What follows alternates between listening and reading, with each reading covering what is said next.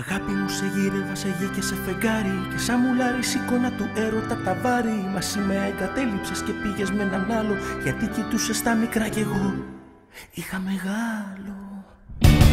Μεγάλο τέρτη στην καρδιά και πήγα να στο δείξω τη φλόγα που έχω μέσα μου, για πες μου πως να σβήσω. Εγώ τρελή σ' αγάπησα και εσύ με απαρνιέσαι, και στο καβούρι μια βράδια σε βρήκα να φιλιέσαι. Όχι ρε παιδιά, αν είναι δυναμό, αυτή πέρασε το όργανο για φέτα του σαμπό. Αφήστε τα γαλατικά και πιάστε το κασέρι, αυτή κατέχει το όργανο σαν να ήταν μπεγλέρι. Μαλάκας ήμουν. Ναι, αλλά ήσουνα κι εσύ ήμουν.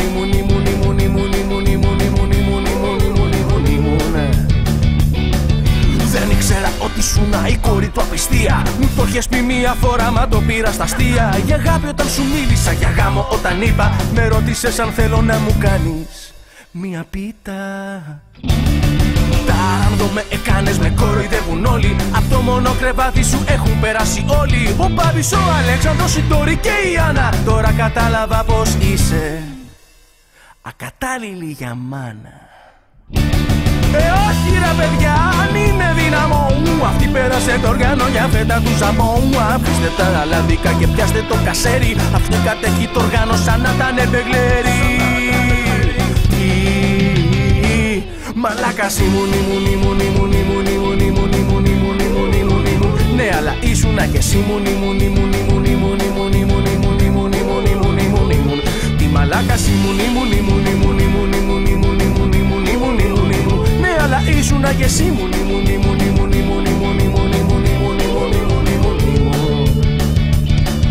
Δεν κλαίω που δεν μ' αγαπάς, δεν κλαίω που δεν θυμάσαι. Από τις τύψεις κάποτε εσύ δεν θα κοιμάσαι. Δεν κλαίω που παντρεύτηκες και τώρα ζεις στο Βόλο. Κλαίω μόνο γιατί έχασα την ευαίσθητη καρδιά σου, τα ναζάκια τα τρελά σου, το παστίτσιο της μαμάς σου και το θεσπέσιο σου κόλο.